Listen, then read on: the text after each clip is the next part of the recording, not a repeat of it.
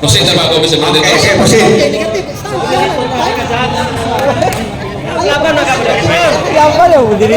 Si Pastor Ian Fuentes, ang kaniyang sinasabi dito sa ating public dialogue, unang-una, gumawa siya ng termino na kaniyang sarili, hindi ayon sa mga lexicographers.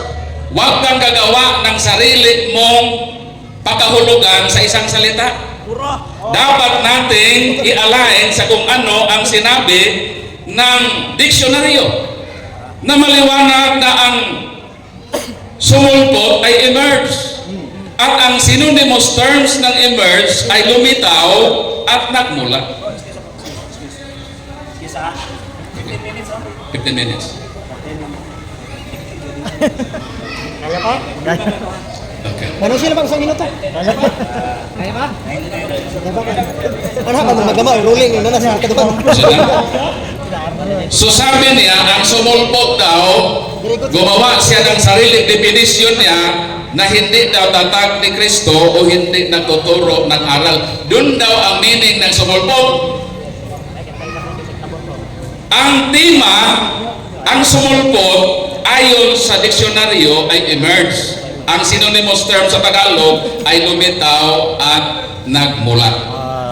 Hindi po synonymous yung declared, embrace. Magpakita ka muna ng ebidensya na yung declared at emerge ay synonymous sa emerge para matanggap natin yung ebidensya mo. So dahil hindi mo na ipakita na ang synonymous terms ng emerge ay declared at embrace, yung referensyang gamit mo, basura po yun. Hindi po yan dapat tanggapin sa debateng ito sapagkat hindi po nakatama ayon sa proposisyon na ating pinagdidebatehan. I'm sorry, Mr. Fuentes. Walang kwenta yung dalamong referensya sapagkat hindi yun pasok sa tunay na kahulugan sa ating pinagdidebatehan na salitang sumulpot o emerge. I'm sorry, my God. Sumang-ayon ka na ang emerge ay nagsimula. Ano ang sabi mo dito sa public message mo sa Facebook? Inakusahan mo pa ako na nag-edit? Na hindi na ako alam ang ano ng cellphone? Maliwanag ang sabi dito at maraming nakasaksi sapagkat public ito at bahala ka na sa buhay mo dahil nagsinungaling ka na hindi ito totoo. Ano ang sabi mo dito sa Facebook? Sabi ni Earl Sanchez, marami po naka-screenshot dito, sinabi mo diha nabitaw ang RCC nga nagsugod na 313 AD Bagyo. So ibig sabihin, yung proposition mo na 380 lumitaw o nagsimula ang Roman Catholic Church ay iba po sa public statement mo dito sa Facebook. Inconsistent po. Kaya tinanong ko siya kanina, alin sa dalawang pahayag mo ang mali? Sapagkat talagang mamaamin sa kanina kung hindi niya dinideny yung public message sa Facebook. So maliwanag na iba po ang kaniyang pinagsasabi sa Facebook. Again, part yan ng inconsistency sa kaniyang sarili na statement. Ngayon, tinanong ko siya sa church history ng Baptist Theological Missionary. Sapagkat wala siyang naipresenta na matibay na katibayan na 380 sumulpot ang Roman Catholic Church, kaya dinala ko itong church history ng Baptist. Sabi dito, earlier sa taong 325, nandyan ang Iglesia Katolika. At sabi dito sa inyong aklat sa Baptist, anong sabi dito? Ipatras natin sa year 200. Pahina 71. Novatian left the Roman Catholic Church. He began a new church and declared that his church was the only true church. Si Nobasyan ay umalis sa Roman Catholic Church as nagtatag siya ng kanilang sariling grupo at tinatawag itong Nobasyanism. Ayon sa pahina 50, kailan ba nagsimula ang Nobasyanism? Ang Nobasyanism, ang kanyang beginning ay year 200. So kung ang Nobasyanism ay nagsimula sa year 200 at ang nagtatag na si Nobasyan ay umalis sa Roman Catholic Church, ibig sabihin, nandyan na ang Roman Catholic Church. Dahil itong Roman Catholic Church, ito ang iglesyang inalisan. Umalis si Nobasyan dyan at nagtatag siya ng Nobasyanism year 200 ayon sa inyong aklat sa Baptist Theological Seminary. So maliwanag na existido na ang Roman Catholic Church at pinatunayan ito kahit ng aklat ng Church History ng Baptist. Ano ba itong Church History ng Baptist? Dito sa kanilang aklat sinabi dito, Church History for Church Leaders Volume 1 was designed as a teaching text for theological education. Ano ang purpose sa aklat na ito? Para ang mga leader ng Baptist ma-educate sila sa church history. At ano ang sinabi ng church history? Ang Roman Catholic Church nandiyan na kahit year 200 pa, sapagkat ito ang iglesia na kung saan galing si Nobasyan. Nagtatag siya ng Nobasyanism year 200. Alin ang nauna? Ang kanyang iniwanan na iglesia o ang kanyang itinatag? Nauna yung iniwanan, hindi pa siya nagtatag. Nandoon na ang Roman Catholic Church. Nauna ang Roman Catholic Church sa Nobasyanism na ayon sa inyong aklat, nagsimula sa year 200. Dito naman tayo sa Biblia. Itong aking dalang Bible is New International Version. At itong Biblia na ito, sa ngayon dito,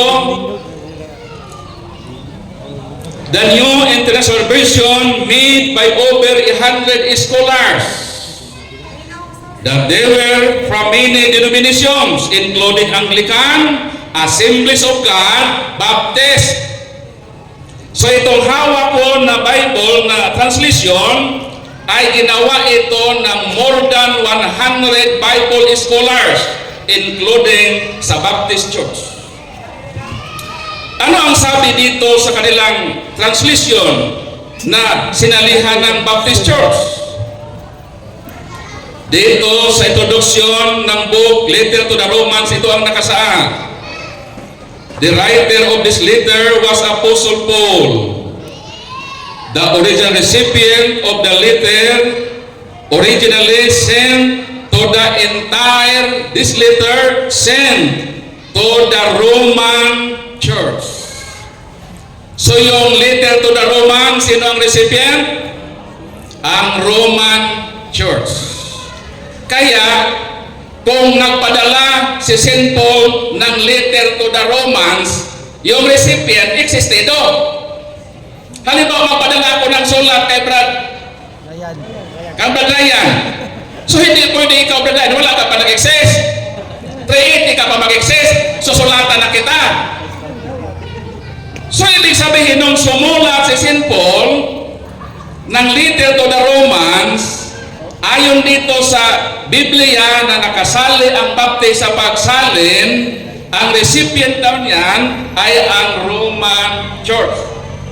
Sabi niya, saan naman ang Catholic yan? Ang sagot ay ganito. Yung Church of Rome, Roman Church, yung Roman Catholic Church, yung one Holy Catholic Apostolic Church is one and the same.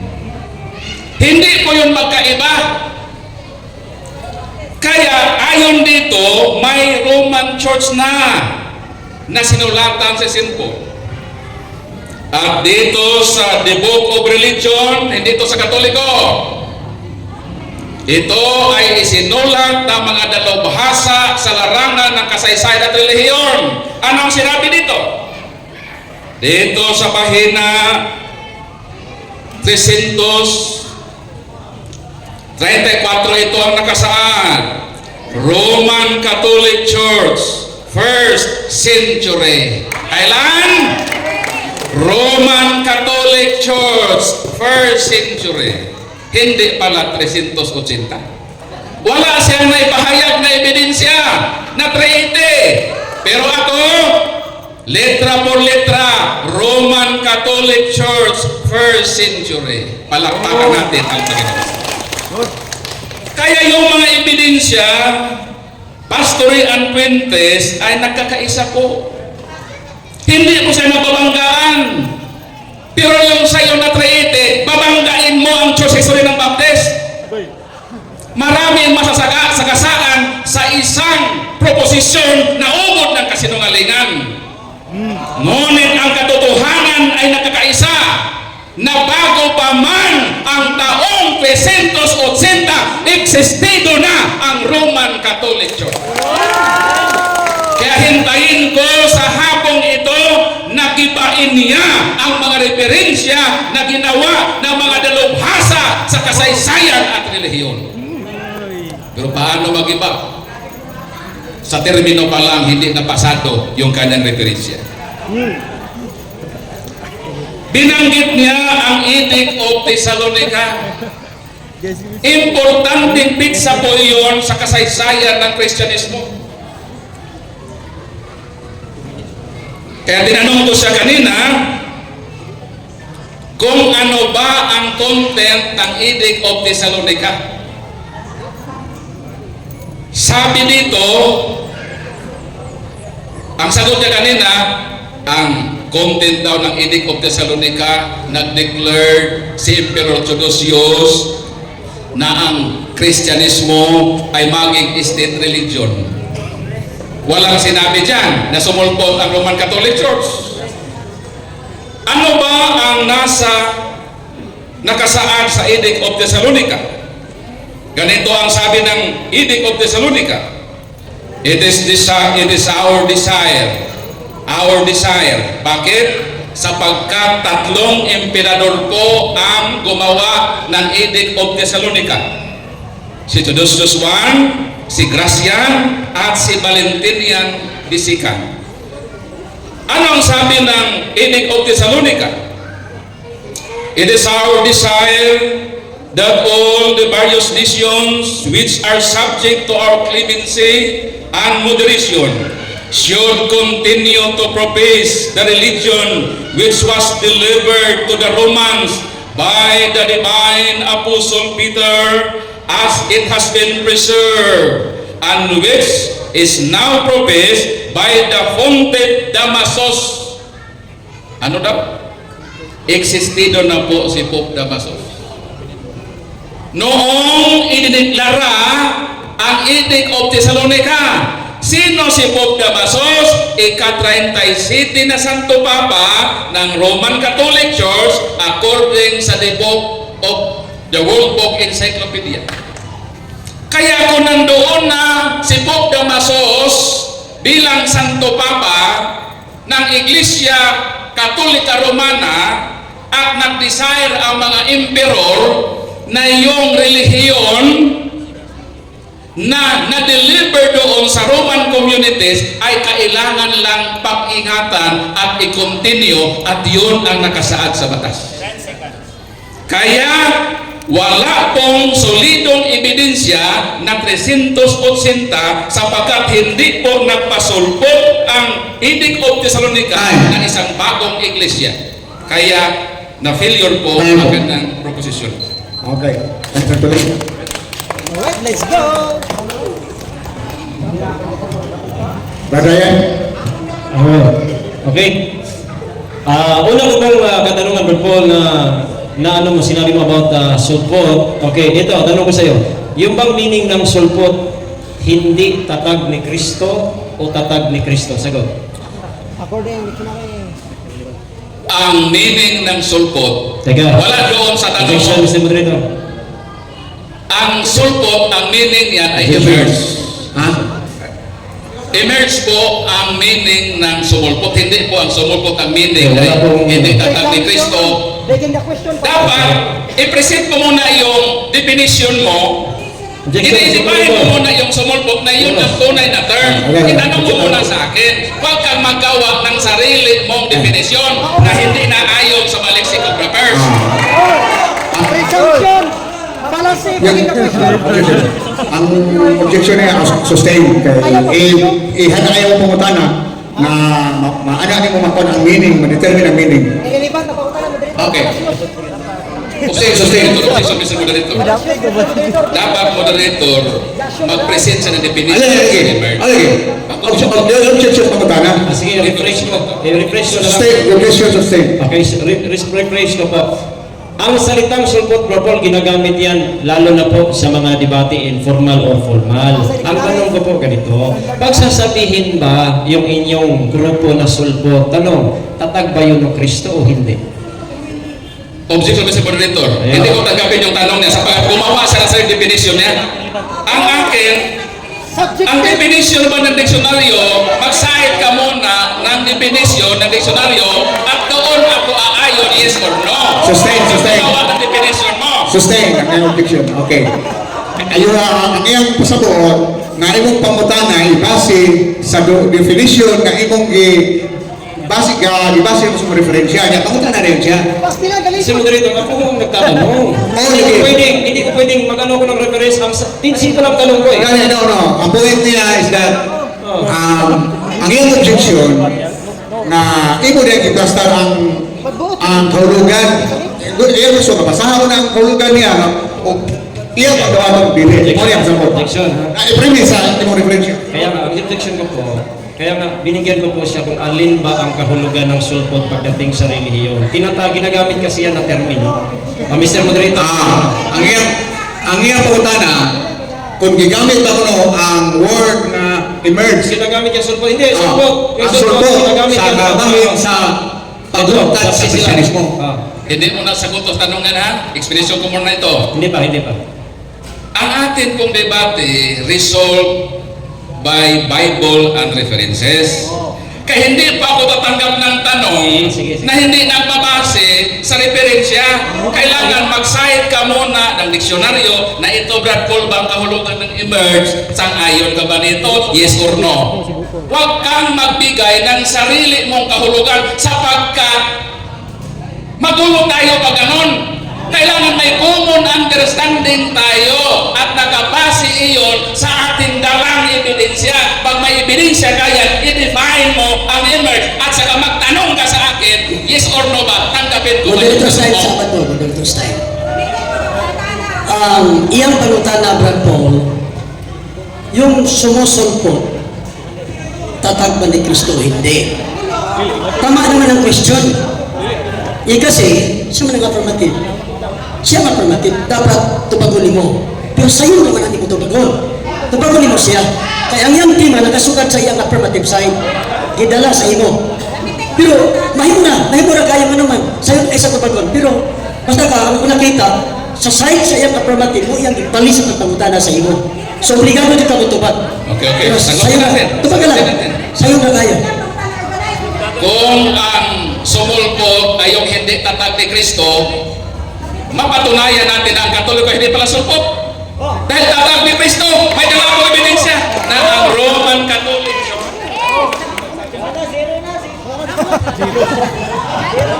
Sabi dito, the greatest legacy of Spain to the Filipino people is Christianity, especially the Roman Catholic religion. This religion was Asian in origin, being founded by Jesus Christ in Palestine. So ang definition mo ng sumulpot hindi tatag ni Kristo, maliwanag ng Katoliko hindi sulpot dahil tatag ito ni Kristo. Objection. Ang kanyang sinagot po, hindi raw sulpot ang Romano Katoliko. That is not my question. My question simple. Yun bang sulpot, tatag ni Kristo o hindi? Okay? So, ayan ganyan. Sabi niya, hindi daw natubag ni Reverend Paul. Ingon siya, hindi sulpot tatang. Ang yan tubag. Ang sulpot tatag ni Kristo. Hindi ang sulpot ay hindi wala no tatang. Okay, good. I-clarify ko muna ha. Ang sagot ko ay ganito para maunawaan mo. Next question, next Hindi ka question. mabuti ha. Ang sagot ko ay ganito. Next question. Sinabi mo na ang sulpot hindi tatag ni Kristo. Sinabi ko na hindi sapagkat ang Katoliko ay tatag ni Kristo. So hindi sulpot, Okay na, okay na. Okay. ikaw ang matali sa Okay. So, ngayon talagang pinagpipilitan mo talaga yung putos ng buwan na references na post daw ng Facebook. Ayon sa ating rules, Mr. Moderator, accessible. Tanong, makapakita ka ba sa live na Facebook ngayon na sinabi ko yan? Yes or no? Matagal na yun. Yes or no, Mr. Moderator? Yes or no? Ngayon hindi. Bakit? Kalkalin pa natin yung Facebook mo. Pero ito ang sagot ko. Mananagot ka sa Panginoon.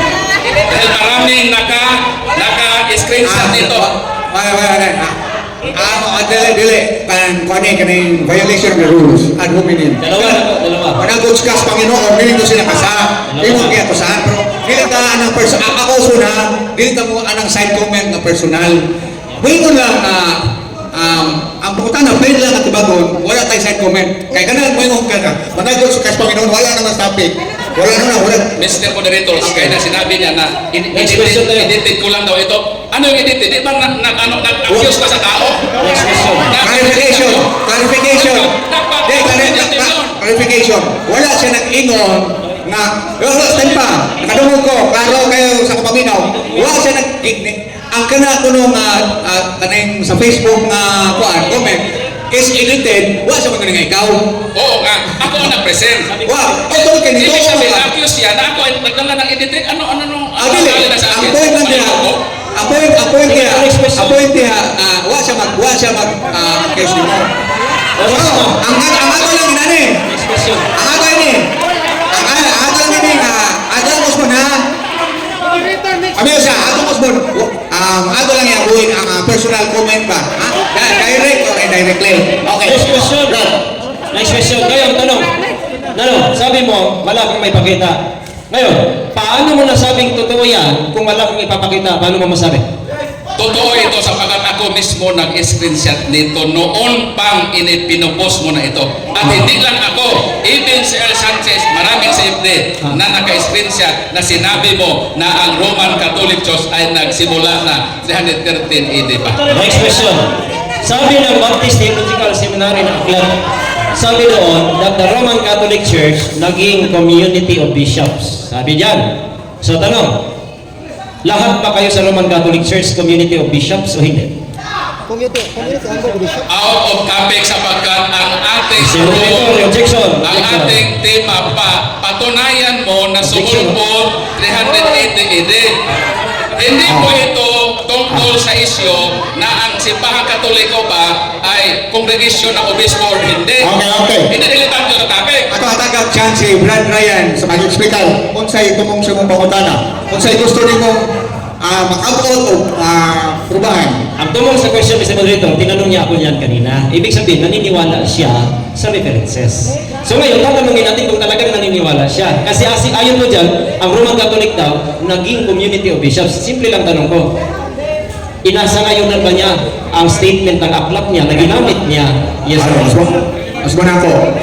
Kung matutol man siya ang statement mo bili, maabot ba ta sa punto na marisolbar nga ang Romano Katoliko na kabarog sa sumunod sa 380 maabot ba na siya muli siya dito? Okay, tagatong chance. Counter objection Mr. Barot, hindi ito aabot. Ang importante lang dito yung year na pizza na existido na ang Roman Catholic Church. Immaterial po ang hindi na pizza sapagkat ang main object natin, ang main subject natin ay yung pagsulpot year 300. Dapat yun ang kanyang fokusan sa debate ito. Irrelevant na yung obispo. Ito nga para fair, para yun nga ma-present yun yung pangutana niya, ang buti pangutana. Sa unsang pagiha, para sa mga naminaw, nga ang pangutana ni mo, ang tubag sa mong pangutana, mapamatud-an ang sa atong proposisyon na kabahin sa 380 nga kung mituo siya nga namang mapamatud-an man kumaga kana naayo explanation ng Number moderator. 1, Mr. Moderator, Ah. una, ginamit niya, tinanong niya sa akin, ginamit niya ang aklat. Number 2, pinatunayan niya kay Novatus daw, ang pagbasa niya kanina ng references, proving, implying na meron na daw Roman Catholic Church kasi nga, sinabi daw sa aklat. So the relevance of the question is, I have to cross-examine his references kasi mali-mali ho ang references na yan. I will disprove the references. Siya mismo, dapat sagutin niya. Uulitin ko yung Sige, tanong. nakatok siya, sumaga. Kumaga, moderator decision, kumaga. Noong 325 AD, sabi ng iyong aklat, ang Roman Catholic Church proper was no longer its congregation, but rather a congregation of its shops. Yan, tanong. Ang Tanong sa sagot ako, sagot Let ako. him finish. Hindi, may yes na lang eh. Let him finish, let him finish. Naaman sa oras. Maliwanag dito, Pastor Ian Fuentes, na earlier sa year 325, nandoon ang Iglesia Katolika. Yun ang main issue. Hindi ako nag-prove na ang obispo, congregation beto ng obispo. At irrelevant naman yun sapagkat ang tema natin, 380 mo, pinasulpot. Dito sa inyong aklat, 325, earlier than that year, nandoon na ang Roman Catholic Church. Naging congregation sa Iglesia. Existing ang Roman Catholic Church. Katubag na ang pangutana, punto niya, regardless, dili na material na ang sakop ba sa congregation o dili ba. Ang punto niya, patunayan niya naibihan na pinagi atong puto. Kato siya, katong basabot niya nga members congregation, sign nga topic na ito. Okay, next question. Ginamit mo na naman si Novatus, ang Novatianism. Okay? Ginamit mong patunay na nandoon na daw, wala pang 380, nandiyan ang Roman Catholic Church. Ginamit niya Novatianism. Tanong, Brad Paul, ano ho ang tunay na pangalan ng Novatianism, leader ng Novatianism? Out of topic, Mr. Moderator. Hindi tao dito ang subject matter kung hindi yung pizza. Yes, moderator's time. Ang pangutana wala musuot sa tema. Ika ang tema. Parang musuot ka. Objection, Mr. Moderator. Ini-issue kung saan lumabas yan. Objection. Ang issue din ha, katong isulti sa libro na dihan na ang Roman Catholic. Objection. Ito. Objection. Nadinig natin lahat, ginamit niya ang Novatianism. Pinatunayan niya na before, sa panahon ni Novatian, nandiyan na daw ng Kaya aking tanatanong na naman, yung reference niya. Kung kilala niya ba talaga, yung leader ng Novatianism, na siyang nag-start ng Novatianism. Dili siya issue. Dili musuot sa issue. Hindi yung issue, pinipresent niya. Magkasabong karapatang tanong yung presentation niya. Kung magabas ka sa tema, kung imong pungso ng pagkatana, magabas ka sa tema, sa issue diha, ang pagkanaa na sa iyang referensya. So, puso na lang sa laing question, dili mo sa tema.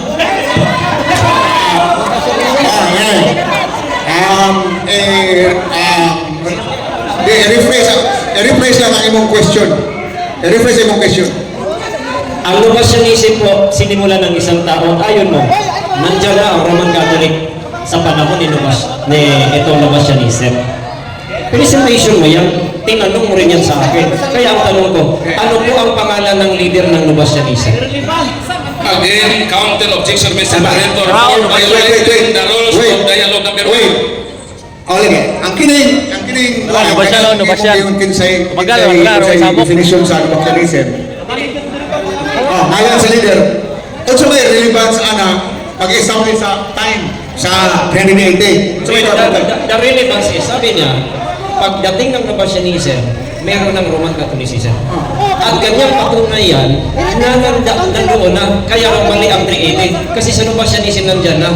Kaya tinanong ko po, kung sino ang leader niya, ang pangalan, kilala ba niya dahil nandyan po ang Really, ang point niya, kung makilala niya ang leader, paano mo establish ang time paano mo ma-establish na kung kailan lumitaw yung leader niya. sige. Bagal na bro, dara bro, lubas yan. Next question niya, next question. 100 to Okay. 28. Alright. Sa ending of this tama ba yung ginawa ho na state religion ng Roman Empire ng Christianity? Tama ba yun o mali? Out of topic yun, sapagkat ang ating Roman Catholic Church, totoo naman na ang Kristyanismo ay diniklara na state religion ng Roman Empire sa pamagitan ng Edict of Thessalonica. Pero walang ebidensya doon na malinaw na 380 sumulpot ang Iglesia Katolika Apostolika Romana. Patunayan mo sa aklat mo. Magbasa ka ng The Catholic Church emerged sa 380, yun ang aking hinintay na ebidensya. Yes, Mr. Moderator. Ang lahat ng itatanong ko, Mr. Moderator, pinipresent niya, hindi out of tema yun. Sinabi niya yung kanina, pinipresent, tinatanong natin sa kanya, sinasabi kong totoo daw. Okay, let's just give them a chance. Naaman sa imong imuman ng grace nga po ang iyang premise, preparatory na iyang question. Ang iyang siguro nga resulta na munigar sa pabaro sa imong punto. Okay. Bituan na lang. Gamitan lang mo. Sige. Gamitan lang mo. Paliw lang, magpatong ka o pamantasan. Pamitaw lang na, di lang na magpadasa emosyon kay para matunhay atong natay kapsay. Thank you kayo. Okay, tanong, Brad Paul, nabanggit mo si Apostle Peter na Pope, Santo Papa, binanggit mo rin ito. Objection, Mr. Moderator, wala akong binanggit about kay Pope. Kung meron, Kay Pope. balik natin, i-review natin. Wala. Ang sabi ko, si Pope Damasus. O, Santo Papa, Si Pope Damasus ay Church of Rome ayon sa binasa ko sa Edict of Thessalonica. Hindi ako nagtas ng papasi.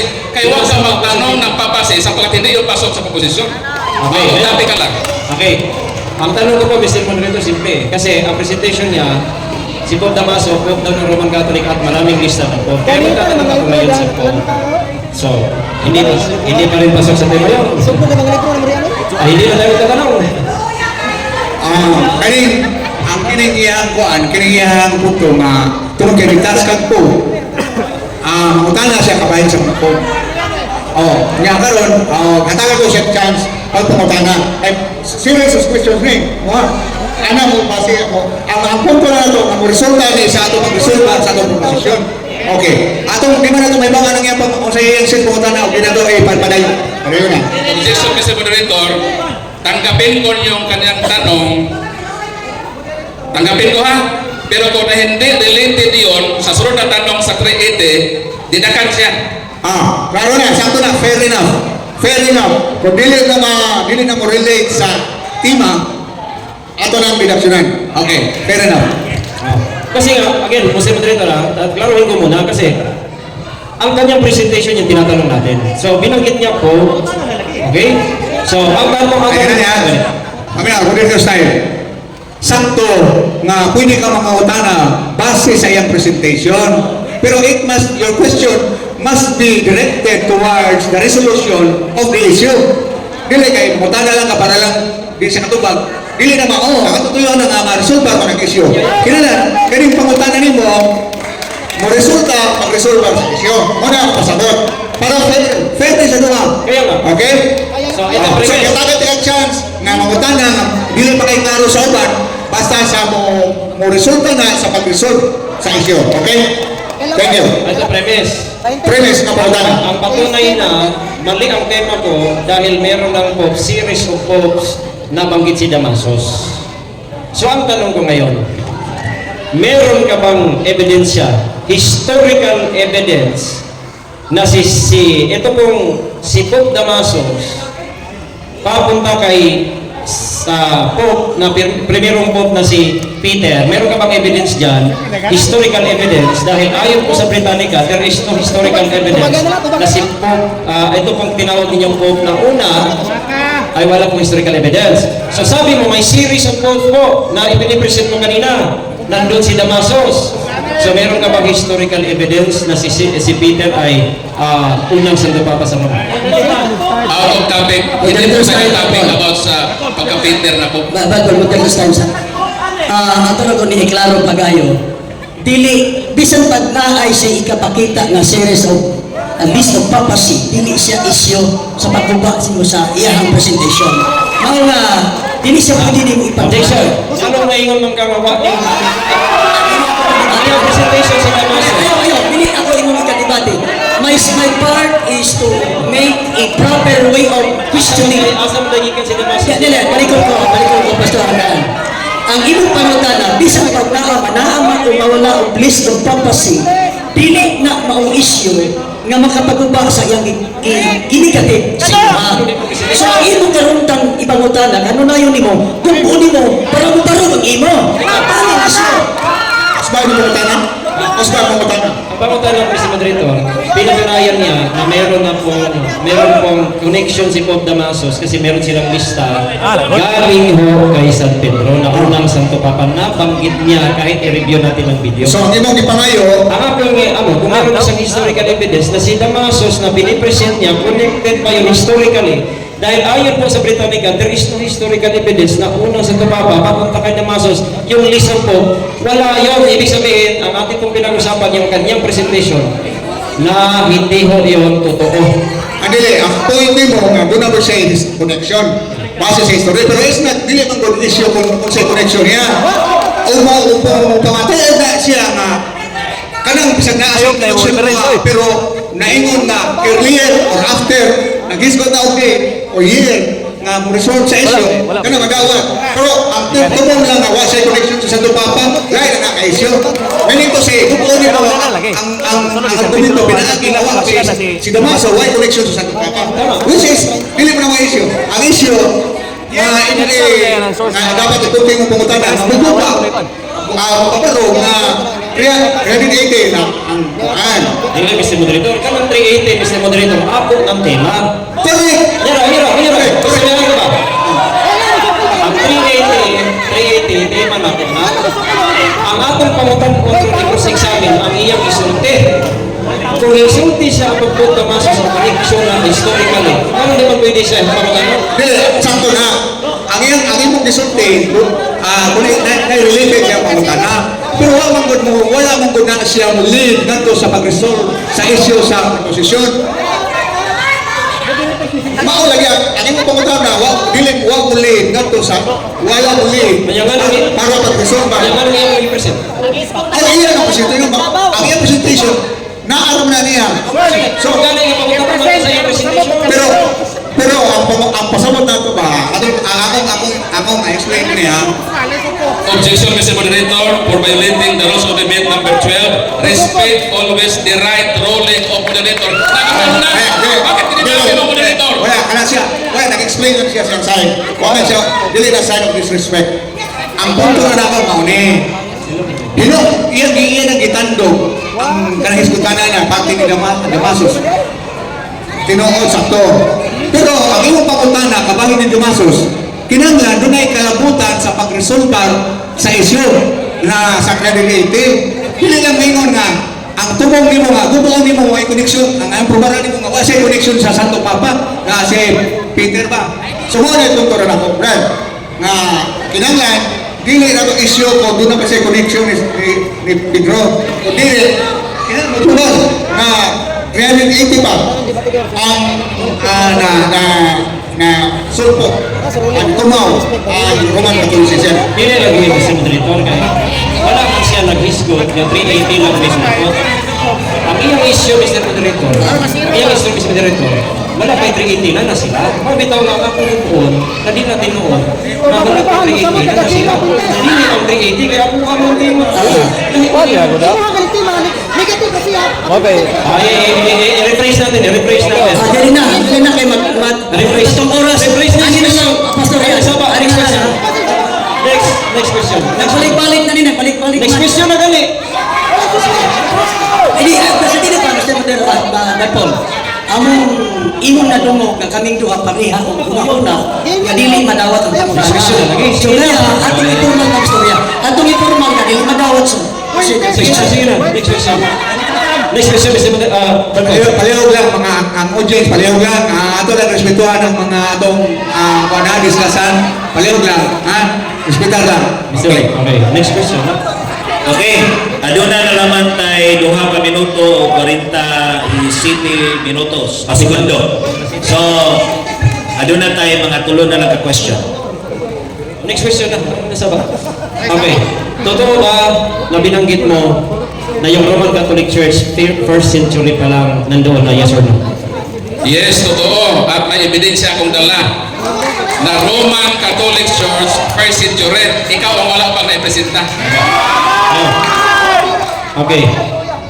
Now, next question. Follow up. Ang dami kong references dito, meron kang references. Yung sinabi dyan na first century lang, nandun pa ang Roman Catholic. Ilang aklat sa references mo na marami, ilang aklat ang meron doon? Ito, first century. Itong sinabi ng NIV ninyo na kasali ang Baptist. Sinulat ni Apostle Paul, ang recipient ng letter to the Romans ay ang Church of Rome. So, nagka-unite po ang mga Bible scholars at ang mga dalubhasa sa larangan ng relihiyon at kasaysayan na first century, nandun ang Iglesia Katolika. Ikaw ba ang hindi nakapresenta? So, ilabas mo na yung Okay, ebidensya mo. now, next question. Present niya, first century, di ba? Nadinig nyo, dalawang aklat sabi niya, kasali ng Bible, ang Bible. So ngayon, tanong, dahil ang Roman Catholic Church po ay under po yan ng Santo Papa sa first century, sino po ang Santo Papa ng Roman Catholic Church? Ayon po sa Objection, Mr. Moderator, for violating the rules of debate number 1, that no question or point shall be raised that is unrelated to the debate proposition. Pabalik-balik na niya. Kung sa may tumong sa mga pangutana. Ano ang question mo, Mr. Eh, ito, ang pangutana na kung sa tumong. Maprobahan ba? Kung sa ikulong, mas aprobahan na ito, nagdili, tinuod, na first century na na, kaya nga kung tema 380, di na tinuod kami, tinuod mo, kapas na mo. Sige. Simple na question. So, dili tinungkod kay. Ano ang question na sa iyong presentation? Kung sa yes, pinisip niya. Sige, wala ang question. Kumbaga. Pila kayo. So, pag-repeat yung tanong. Wag ka kay Loy. Ayan.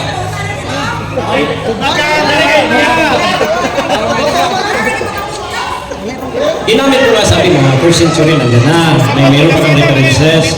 Kaya ang tanong ko, eto na lang. So, ayon po sa references mo na yan, ang meaning po ng Roman Catholic Church is under po ng Santo Papa yun. Kaya sa first century, ayon ang references sinasabi mo, sinabi ba dyan, yes or no, na si Peter, si Pedro, ang unang Santo Papa sa Church of Rome? Yes or no? Itong referensya ko? Ang ginamit ko, Yes, ito lang. yes. Tagal ng time naman. Sabi dito, Roman Catholic Church, first century. The Roman Catholic Church is the original and is still the largest Christian church, and Saint Peter who founded the first Christian church in Rome in first century. Nabasa. Ito ba ang pangutana? Okay. Ano? Next na.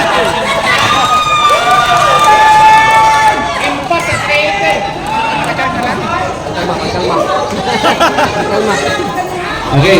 Sikil para bang umado.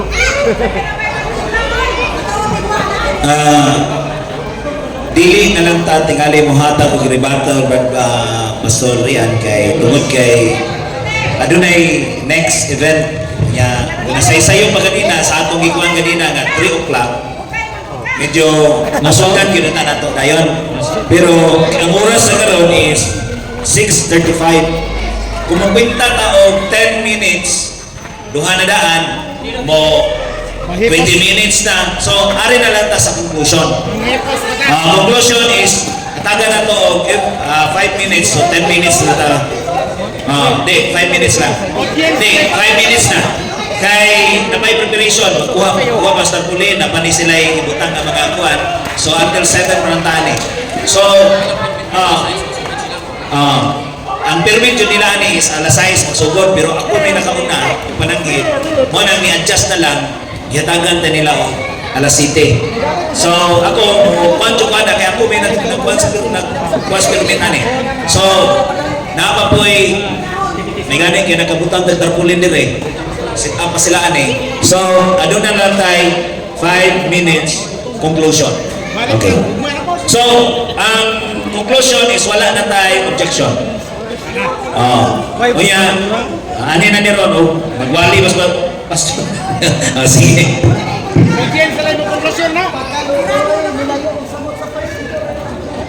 Okay, maraming salamat sa ating mga moderators, Brad Bibot, Brad Ismail, at sa aking katunggali sa debating ito, Pastor Rian Quintes.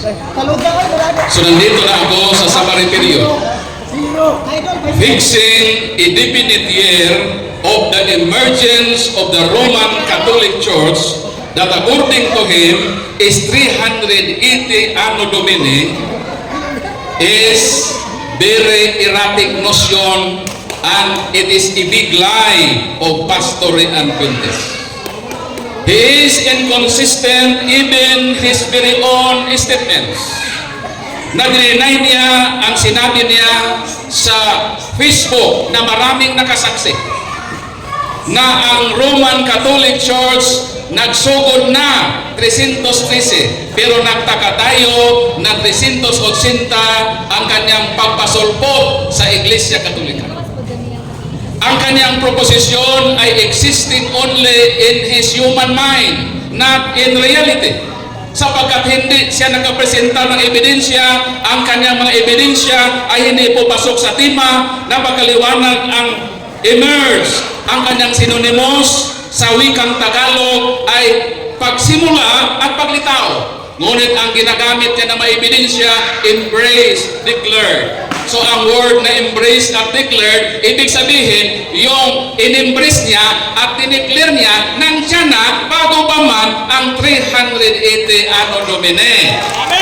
At kahit ang kanilang aklat na church history nagpapatunay, ang church history ng Baptist Theological Missionary ay napakaliwanag na nagbigay po ng mga pitsa na kahit sa year 200, nandyan na ang Iglesia Katolika at ang mga dalubhasa sa larangan ng kasaysayan at relihiyon nagkakaisa na kahit sa 1st century, nandoon na ang Iglesia Katolika. Kaya ang aking advice ay ganito, brotherly advice. Kayong mga Baptist, kolekta kayo ng tithes. Pagpaaralin nyo naman si Pastor Rian Quintes sa Baptist Theological Missionary sapagkat may back subject siya.